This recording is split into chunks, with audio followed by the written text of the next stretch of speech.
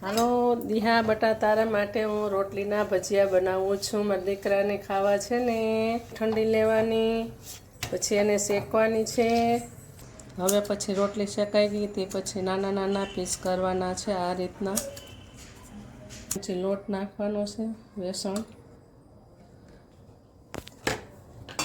રોટલીના piece કર્યા નાના નાના એ નાખવાના. પછી 3 ચમચી કાંદા નાખવાના છે.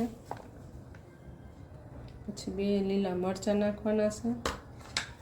પછી નમક નાખવાનું છે સ્વાદ અનુસાર. પછી હળદર નાખવાની છે, હિંગ નાખવાની છે, ધાણા જીરું નાખવાનું છે ને ગરમ મસાલો નાખવાનો છે. લીંબુ નાખવાનું છે, જેવું જેને ખાટું ભાવતું હોય એવું. પછી હવે એનું બેટર તૈયાર કરવાનું છે આ રીતનું.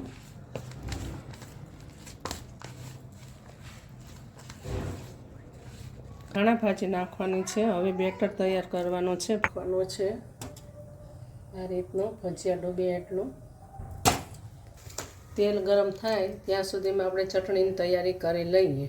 લીલા મરચાં, આદું, ધાણા ભાજી, પછી લસણ, પછી ખાંડ, લીંબુ નાખીને પછી પીસી લેવાનું.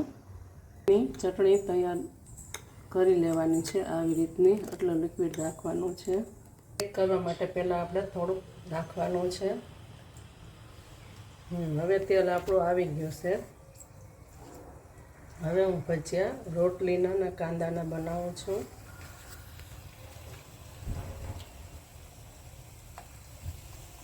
હલાવવાનું છે અને પછી બ્રાઉન કલરના થાય ત્યારે નીચે ઉતારી લેવાના છે. જો મારા દિહાન ભજીયા હવે તૈયાર થવા આવ્યા છે. મારી બેબીને બહુ જ ભાવે છે આ ભજીયા રોટલી અને કાંદાના. બાળકોને સવારે નાસ્તામાં આલે, ચા ભેગા, લંચમાંય દેવા હોય તો દેવાય. હવે આપણા ભજીયા તૈયાર થઈ ગયા છે. હવે લઈ લેવાના છે, ઉતારી લેવાના છે. જો આપણા કડકડિયા ભજીયા રોટલીના ને કાંદાના થઈ ગયા છે. હવે હું એમાં ડીશમાં ઉતારું છું.